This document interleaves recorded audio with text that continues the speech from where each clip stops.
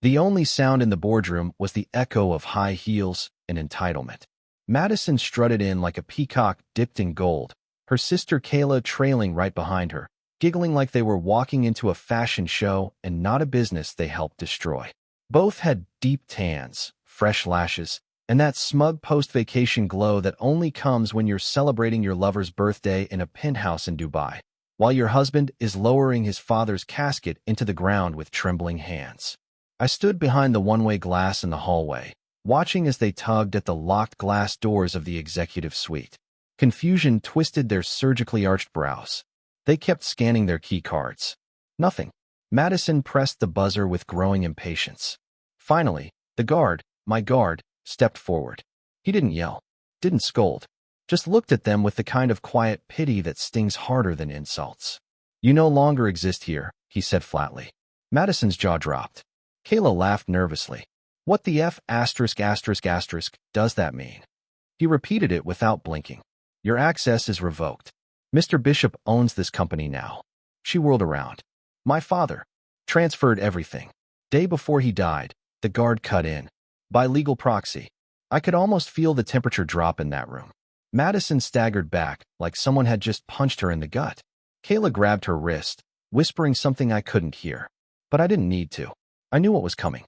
Madison, my wife of 7 years, turned her gaze to the glass, not knowing I was behind it. And for a second, I saw a flicker of fear. Not guilt, not shame. Fear. She knew I knew. It wasn't just the trip. Wasn't just the text she sent me while I was burying my father. "Can't make it.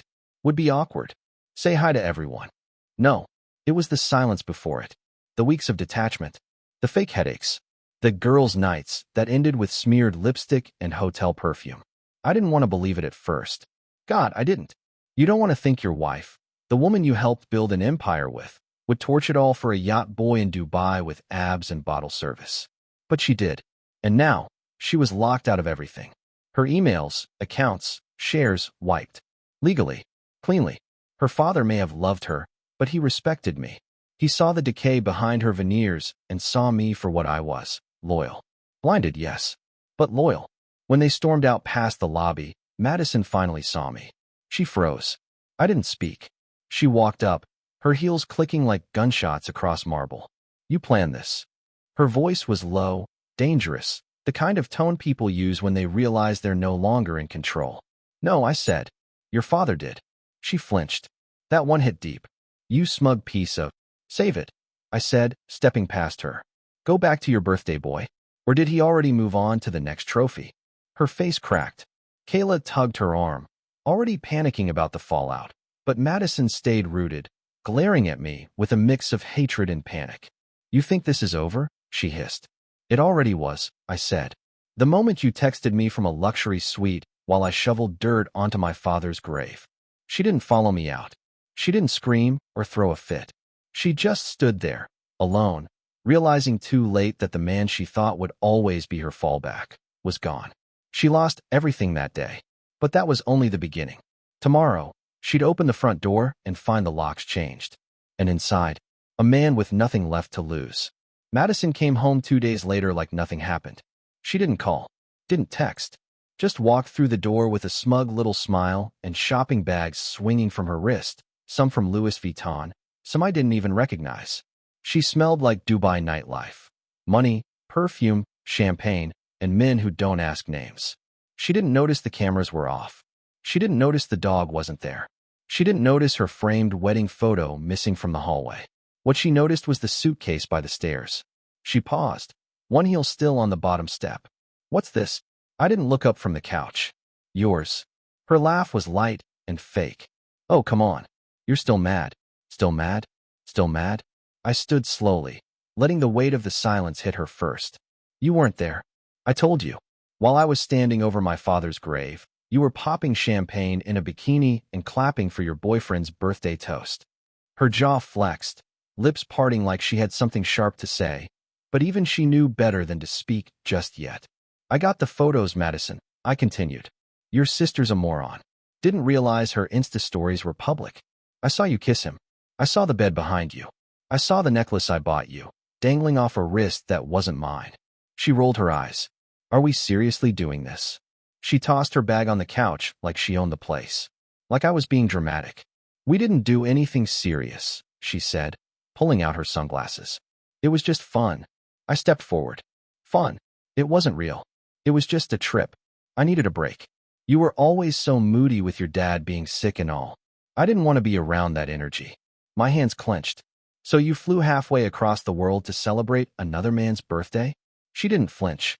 He made me feel alive. You haven't done that in years. I should have yelled. I should have thrown something. But I just looked at her, long and cold. You lied to my face, Madison. No, she said, crossing her arms. I spared you. I laughed then. Not because it was funny. Because it was insane. You spared me? While you were riding camels and riding your lover, I was holding my mother's hand as she cried over her husband of 42 years. I gave the eulogy. I carried his casket. You were busy in a hot tub. She shifted uncomfortably, but she still wouldn't say sorry. Not once. That company you thought was yours. I said, your dad handed it to me. Every asset. Every signature. He made it all legal the day before he died. He knew who you were. He just didn't want to see it until the end. Madison blinked. He wouldn't do that. He loved me. He pitied you. Big difference. Her voice cracked for the first time. Where am I supposed to go? I stepped aside and pointed to the door. Wherever your lover is. Maybe he's got a spare yacht. You think you're going to come out of this clean? She snapped. You think this is the end? I'll ruin you. I smiled. You already tried. But you did it with your mouth full. That one landed. She grabbed the suitcase and slammed the door behind her. And for the first time in a year, the house was quiet. Dead quiet. I stood there for a long time, just breathing. No yelling. No crying. Just the strange stillness of knowing it's over. Not like the kind of ending you see in movies. No slow fade out. No emotional music. Just the bitter, empty click of a door locking behind someone who thought you'd never walk away. She left behind 3 things. A perfume bottle, a red thong under the bed, and a marriage that had already been a corpse for years. I didn't need a lawyer. I already had one. And Madison? She'd soon realize that when you bet your soul on a side piece, you'd better hope he can afford the fallout. Because I'm not just grieving my father anymore. I'm burying my wife's lies. One nail at a time. The morning after she left, the house felt like a crime scene. Every corner echoing with things she'd said, things she did, and the things I should have seen sooner. Her makeup still stained the edge of the mirror. Half of her closet was empty, the half with the designer stuff, of course. But she left her wedding dress. Hung it back on its original hanger like it was some kind of joke, facing outward, as if to say, you really thought this meant something? I stared at that dress for a long time. It felt like it was watching me. But I didn't burn it. I didn't cut it up. I vacuum sealed the damn thing and sent it to her new address, the one I pulled from her sister's rental car agreement. I added a note. Return to sender, no longer fits. A week went by. Then 2. Madison didn't reach out. Not even to apologize. But Kayla did. She called me from a blocked number, crying so hard it took me a minute to even understand what she was saying. She's spiraling, Dean, Kayla sobbed. He dumped her. Good. She's talking crazy. She's drinking all day, maxed out her cards. She said you ruined her legacy. I almost laughed. What legacy? Her Instagram followers. She said she's going to go public. Post everything. Let her. Kayla paused. Even the hotel videos? I froze. What videos? She said she'd upload them if you didn't take her back. She's desperate. My hands curled around the edge of the table. She filmed it. She didn't know at first. Her lover did. Some kind of revenge kink, I don't know. He was twisted. Look, I shouldn't be telling you this. You already did. Dean, please. She's still my sister. Yeah? And I was your brother-in-law. Didn't stop her from whispering happy birthday, baby to another man while I was lowering my father into the ground. Click. I blocked the number. But something about that call didn't sit right. Not the crying. Not the desperation. The timing. That night, I checked my email. There it was. No subject line. Just a link. I didn't click it. Not right away. I stared at it for 10 minutes, wondering if this was her endgame. If the woman who once vowed to stand by me through sickness and health was now dangling blackmail over my inbox like bait on a hook. I clicked. A hotel room. She didn't know the camera was rolling at first. The angle was wrong, like it had been set up long before she walked in. I saw her fix her hair, laughing, kissing whoever was behind the camera. He never showed his face, just his hands. and a voice. I recognized it. It wasn't just some rich boy. It was Jason, my former friend, my business partner, the man who once stood beside me at my wedding, patting my back while Madison walked down the aisle. He was the one filming her. That was the moment my stomach turned to concrete. He knew everything. My father's illness, my hours at the hospital, the silence between my wife and me. He had front row seats to my collapse, and instead of throwing me a rope, he threw her a room key. I closed the laptop. Didn't sleep that night. Didn't sleep the next either. I wasn't angry. I was done. Anger burns hot. It explodes, screams, destroys. But this was cold, heavy, precise. I didn't want revenge. I wanted erasure. So I started planning, not with fire or fists, but with silence. Jason had secrets, too. Business secrets, hidden accounts, fake contracts. And Madison? She didn't know I kept her wedding ring. I had it appraised, sold it, used the cash to fund the first stage of what would become the slow dismantling of both of them, in a way no one would ever trace back to me. Because when they took everything I loved and lit it on fire, they thought I'd break. But all they did was teach me how to build something better. Without them, I started with Jason. Not loud, not messy, just smart.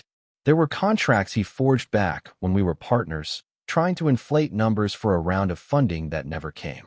I still had the drafts, still had the emails. He'd forgotten all about them, but I hadn't.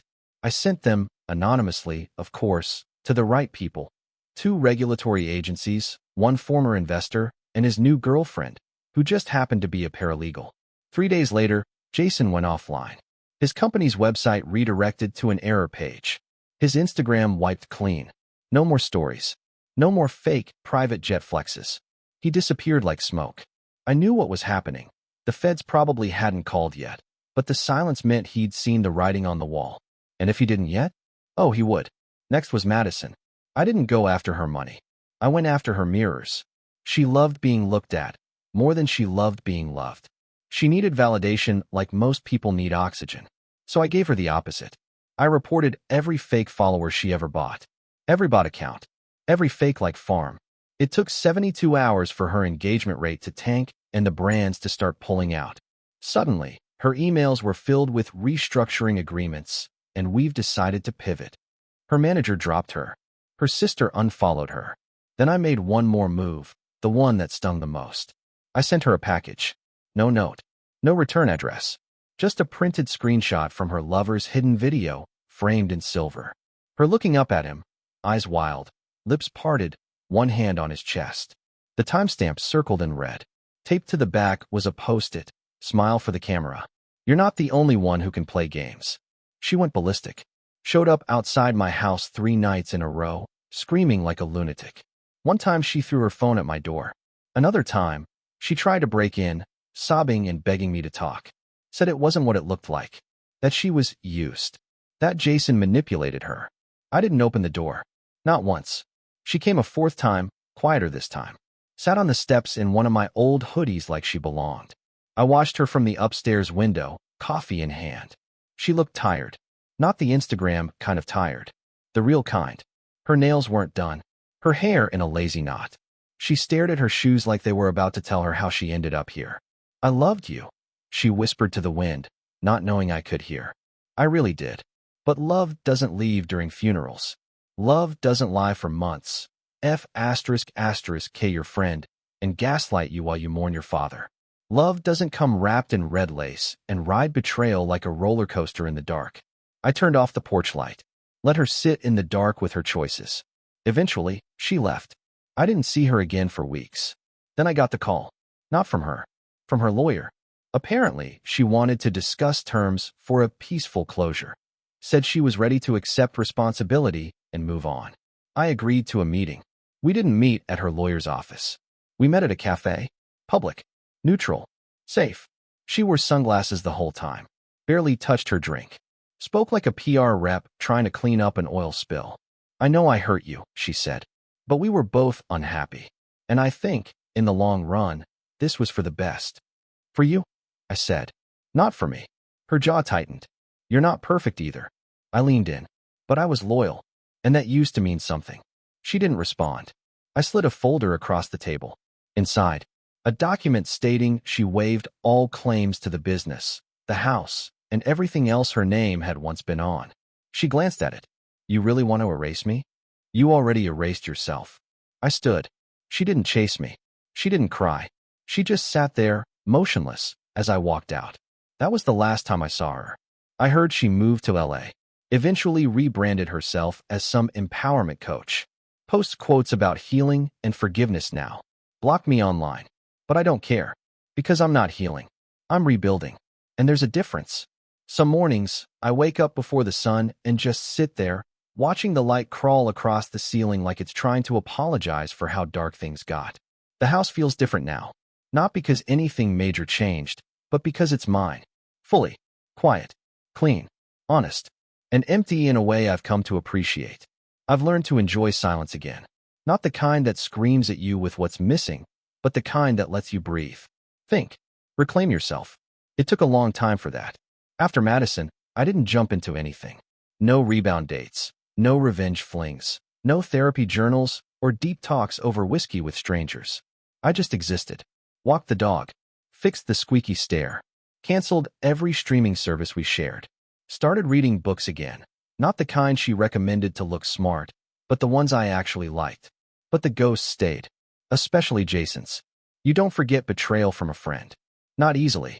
Not when that friend was the one who introduced you to your wife in the first place. Not when you once called him brother, toasted to each other's futures, helped him cover his rent before his first investor check came in. I found myself rewatching old videos, birthdays, company parties, that dumb fishing trip where Jason fell in the lake and Madison laughed so hard she cried. I didn't feel sad watching them. I felt stupid. I should have seen the way she looked at him. How her smile stretched wider when he spoke. How she touched her hair around him more than anyone else. The little things you only notice when it's too late. And then, something changed. I got a call from a blocked number. A man's voice. Nervous. Rushed. You don't know me, but I knew Jason. I just wanted to say, I'm sorry for what he did. He bragged about it. Like it was a game. I thought you should know. Why now? I asked. Because he's dead. I didn't respond. He got drunk, drove off the PCH. They said it was an accident. I don't think it was. The line went dead. I didn't call back. I just sat there with the weight of that. Jason was gone. The man who cracked my life open with a camera and a whisper. And all I felt was nothing. No satisfaction. No anger. Just a strange emptiness. Like I'd been chasing a ghost for so long, and now the ghost was gone, and I was just standing there, holding a story with no final chapter. A week later, I drove out to the coast. Not to see the spot. Not to lay flowers. Just to feel the wind. I parked near the cliffs and sat on the hood of my car, staring at the water. The waves didn't care about betrayal. About lies. About who loved who. They just kept moving, crashing, pulling back, coming again. It was oddly comforting. Madison called that night. Block number again. I almost didn't answer. But I did. Her voice was small. Like smoke.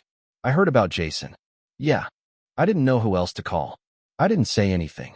Do you ever think, maybe none of this would have happened if we were just honest with each other? Do you want me to lie to you now, Madison? Would that make you feel better? She laughed, but it cracked halfway through. I lost everything. No, I said. You threw it away. There's a difference. She didn't reply. Goodbye, Madison. She didn't fight it this time. Just silence. Then the line went dead. That was it. No dramatics. No final scream. Just a soft, exhausted goodbye between two people who once meant everything and now meant absolutely nothing. And somehow, that was the real closure. No apologies. No revenge. The strange thing about moving on is how uneventful it feels once it starts to happen. There's no fanfare. No trumpet sound. No confetti moment where your heart says, okay, we're good now.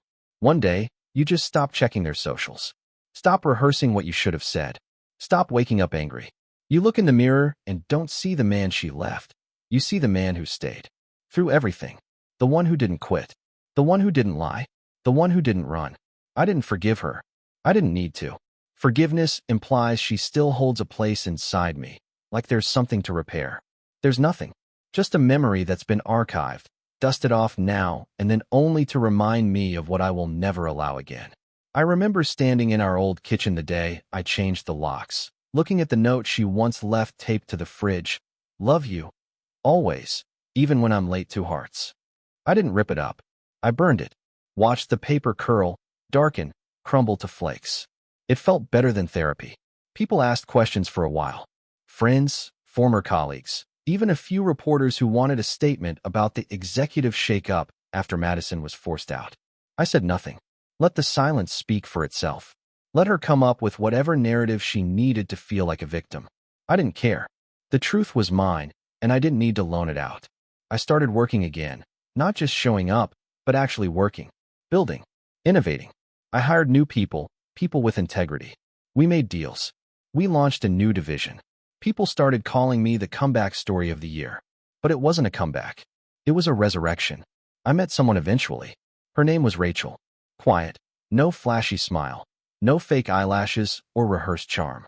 She laughed at my jokes like they caught her off guard, and when she talked, she looked you in the eye, not around the room for someone more interesting. I didn't trust her at first. Not completely, but she never asked me to. She just stayed. One night we sat on my porch, wine glasses between us, the dog sleeping at our feet. She asked about Madison, not with gossip, just curiosity. What was she like? I thought for a second. Beautiful, sharp, selfish, addicted to attention. I think she liked the idea of being in love more than the reality of it. Rachel nodded. And you? I was desperate to be enough for someone who never was. We didn't talk about her again. Didn't need to. The past belongs to itself now. It doesn't get to shape me anymore. But if I could speak to the man I was back then, the version of me standing by a coffin, reading a message from a woman who had no intention of coming home, I'd tell him this. It's not your fault. You loved hard. You believed in someone who couldn't even believe in herself. You gave everything. And they mistook your loyalty for weakness. Let them. Because what they didn't know was that you were learning. That the fire they lit under you wouldn't burn you down. It would forge you into something stronger. So if you ever find yourself staring at a suitcase by the stairs, wondering how it got this far, remember this. Some people aren't meant to be forgiven. They're meant to be left behind. Forever. A few months after that final phone call from Madison, I saw her by accident. I was at a gallery opening downtown, something I wouldn't usually go to, but Rachel had a piece up, and I wanted to support her. I was sipping wine, actually enjoying myself, when I noticed a hush ripple across the room. That familiar shift in energy when someone walks in wearing desperation disguised as confidence. And there she was, Madison. Hair longer now, darker too, probably to look more serious. Same exaggerated walk, same need to be seen. But it didn't hit me the way I thought it would. No racing pulse, no sudden anger, just observation. She scanned the room like a heat-seeking missile until her eyes found me. Froze, then narrowed, like she wasn't sure if it was real. I held her gaze for a moment, then turned back to Rachel, leaned in, and asked her about the brush strokes on her painting like nothing else in the world existed. That was the real ending. Not the arguments. Not the silence. Not even the moment she packed her bags. The real ending was the moment she became just another person in a room. She left not long after. Rachel noticed. Friend of yours? I smiled. Just someone I used to know. That night, lying next to Rachel, I stared at the ceiling for a long time. Not in regret. Not in pain. But in reflection. Madison taught me everything I never want again. She showed me how dangerous it is to fall in love with a mask. How some people will pretend to be your forever, when they're really just passing through, collecting attention and leaving damage in their wake. And Jason? He reminded me of the kind of man I'll never be. The kind who chooses betrayal because it's easier than growth. The kind who calls disloyalty freedom. I buried them both, in different ways. One in memory, the other in headlines. But both of them now only exist in the rear view. I've stopped asking why. Why she did it. Why he did it. Why I didn't see it coming. None of it matters anymore. What matters is this: I survived. Not with bitterness, but with clarity. Not by pretending it didn't hurt, but by walking straight through the fire and coming out on the other side, still standing. And if you're reading this, if you're the one left holding a shattered promise in an empty bed, if you're wondering how you'll breathe through another night without answers, you will. Not all wounds need to be healed to stop bleeding. Some just need time, truth, and the decision to never let them define you. So no, I don't miss her. Not even a little. What I miss is the version of me that thought love alone was enough. But he's gone now. And the man who replaced him? He doesn't chase what's already walking away. He builds. He grows. And he never forgets that peace, above all, is worth protecting, even if it means saying goodbye without ever hearing, "I'm sorry." It's a strange thing, rebuilding your life after someone tried to burn it down. You don't wake up one day with everything suddenly fixed. It's slower, more deliberate, like learning how to breathe through scar tissue. There are days when the memories hit, quiet moments when I'll remember her laugh echoing down the hallway, or the way she used to hum when cooking. And for a flicker, it feels like a life that belonged to someone else, like watching a home video from a house that no longer stands. But I don't dwell, because what came after her is real. The peace, the silence that doesn't scream, the love that doesn't beg for validation or compete with lies. Rachel and I bought a cabin upstate. No social media posts, no flashy rings, no performances. Just weekends in the woods, dogs at our feet, a fire crackling as we read books and exist like two people who know exactly what it means to lose, and even more, what it means to choose each other anyway. Sometimes, when the leaves fall just right, I think about what Madison might be doing, whether she ever learned, or just moved on to the next stage, next follower, next fix. But I don't wonder too long, because wondering is what kept me stuck. And now, I live, I love, and I trust again, not blindly, not foolishly, but with eyes wide open and heart guarded by experience, not bitterness. If you're reading this, if you've been betrayed, left behind, made to feel small by someone who promised to hold you up, hear me. You are not what they did. You are what you do after. And your story doesn't end at heartbreak. Mine didn't. It started there, but it didn't end. It began again, the moment I realized I was never the broken one. I was just giving my best to someone who didn't deserve it. And now I give it to someone who does. Myself. And the ones who love me back the way love was always meant to be. Loyal, quiet, true.